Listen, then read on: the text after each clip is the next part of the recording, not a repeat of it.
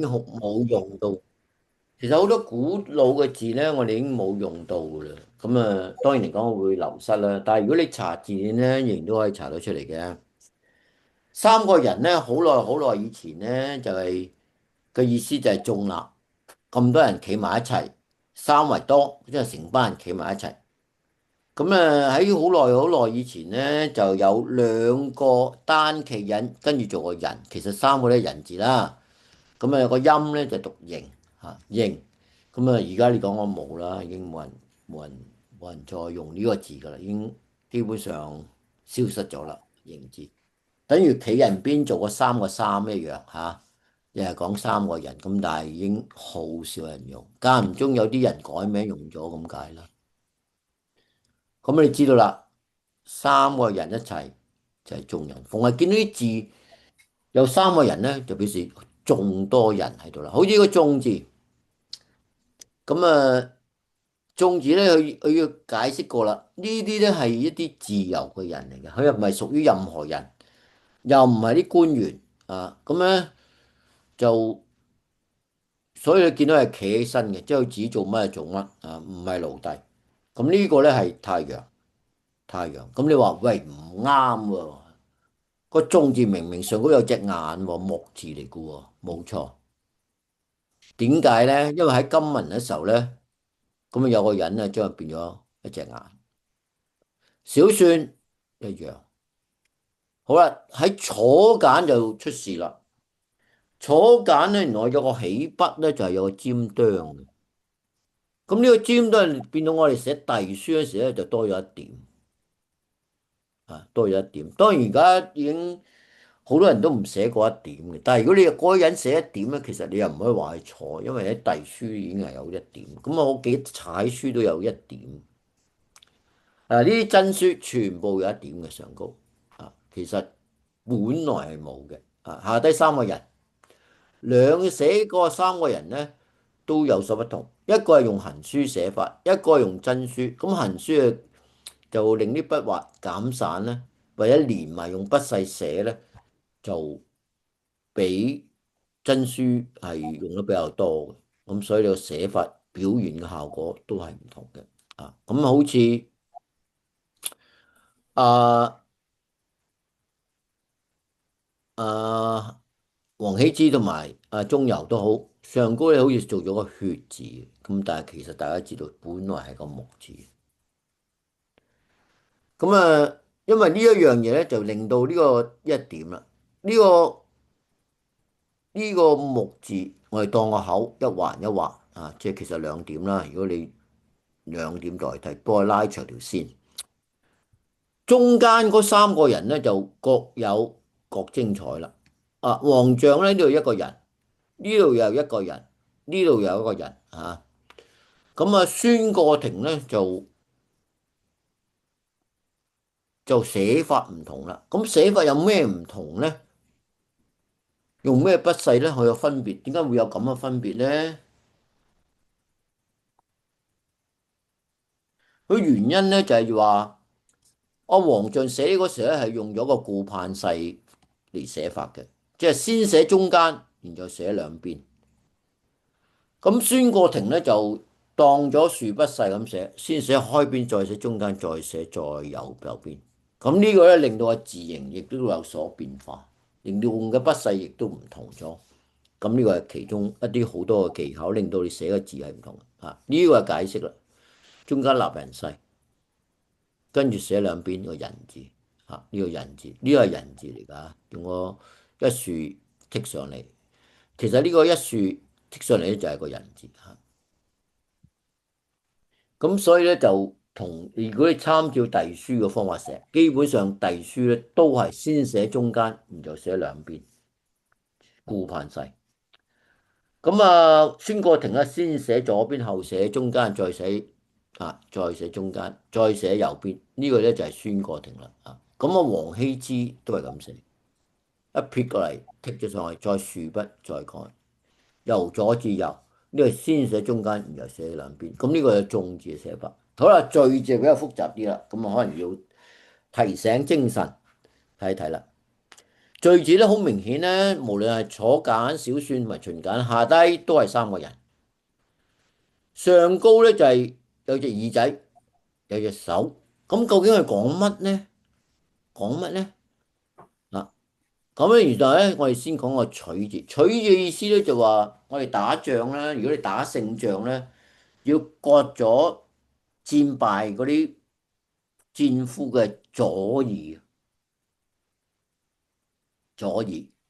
咁啊，呢個咁樣嘅嘅做法咧，係有佢個歷史嘅背景嘅，因為佢哋以前咧打仗基本上朝廷唔會俾好多軍糧佢嘅，佢哋咧就係靠打贏咗翻嚟，割咗耳仔越多咧，就即係你嘅戰俘越多咧，你得嘅獎金啊、金銀珠寶比較多。咁你為咗要報呢個成績咧，你拉晒咁多俘虜翻去京城咧，基本上唔可能嘅。沿途你又要俾嘢佢食啦，咁就算唔俾佢食，你都好難令到人行動送出。咁最後基本上就一二三就割咗你耳仔，跟住啲就收工翻去話俾皇帝聽，我打勝仗啦。呢啲就我割咗落嚟嘅耳仔，即係贏咗幾多俘虜翻嚟。咁係一個好殘忍嘅動作嚟嘅。咁你如果你睇呢度就知道啦，即係右手捉住個左耳，右手捉住左耳啊，呢個就係小說。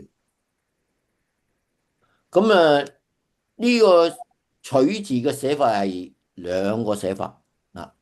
呢個咧就係剛才講啦，先寫中間，後寫兩邊啊。呢個咧就係個交真勢啊，交真勢啊，走翻上嚟一個粉筆勢，然就交真勢。好，呢個係其中一個寫法。第二個寫法咧就唔，正如剛才所講啦，係有所不同啦。就佢最主要不同嘅地方咧，就係呢隻手咧，佢用咗個豎筆勢代替啦。咁我哋講過啦，啊，當佢儲翻時，呢個咧就唔走翻轉回頭路啊，索性喺度再過。咁呢個就係最重要嗰部分。啊，另一方面係重要咧，就係由左寫到右嘅，呢個係中間寫兩邊，呢個係由左寫到右啊。咁呢個就係嗰個變化，呢個第二種寫法啊。咁佢來自係咩咧？來自呢個秦簡，呢個寫法，個手咧就可以用由個交真勢變咗個豎筆勢啊。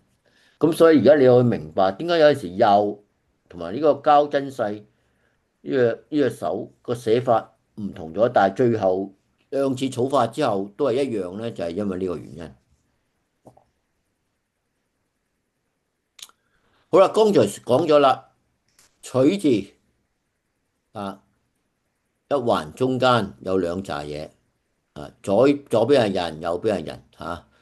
咁其實就唔係嘅，其實呢個係耳仔加隻手嚇，記住啦，耳仔加隻手，但係個樣咧就似乎好似個三個人嗰個寫法。好啦，上高咧就係耳仔加隻手，下低咧就係三個人、一個人、兩個人、三個人，好似一樣，但係其實當然唔一樣啦。但係當我哋草法嘅時候咧，其實啲人就唔會計較呢個係人定係手噶啦。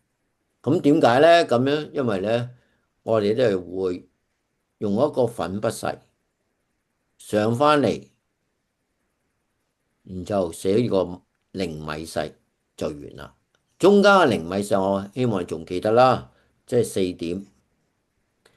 咁成個字咧，你如果望咧，你就出事啦。你話哇，呢個乜鬼嘢字咧？呢個就係個聚字啊，聚舊啊，聚合啊，聚會啊個聚字啦。咁個來源嘅意思咧，就係因為個草化將啲筆勢咧撈埋一齊啊，撈埋一齊。本來呢邊係交真勢嘅，而家用一點代替，呢邊有一點，下低咧就仍然隱約可以見到。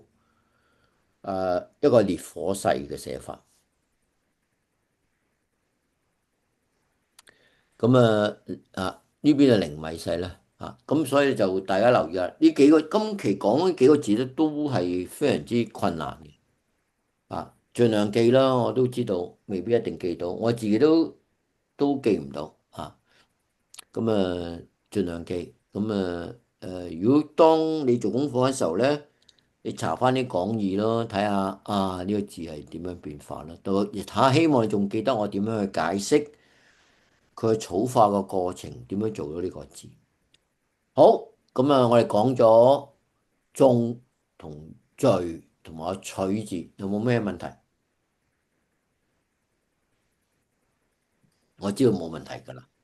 OK，咁我哋做一做個總結啊。咁我哋今日咧就講咗兩個人嘅，有筆字啦、輕字啦、香字啦、響字同埋個化字。三個人嘅字就係種同埋序，你唔使擔心啊。三個人嘅字唔係好多嘅啫，嚟去都係我諗都係好少啊。我唔知道幾多 number 幾大，都唔會多嘅。啊，今日講嘅嘢咧，個課程要講嘅嘢就講完啦。唔知大家有冇咩問題？有冇四個人啊？個無字，四個人我唔知啊，我諗可能有呢個字嘅，但係我諗已經冇乜人用啦。無山個無就係兩個人。兩個人啫嘛，無三無嗯，啊，嗰兩個人，咁你睇下諗下點寫咯喎？兩個人你可以查一查，誒，究竟無三無嗰兩個人應該點樣處理咧？咁樣都幾有趣吓。好。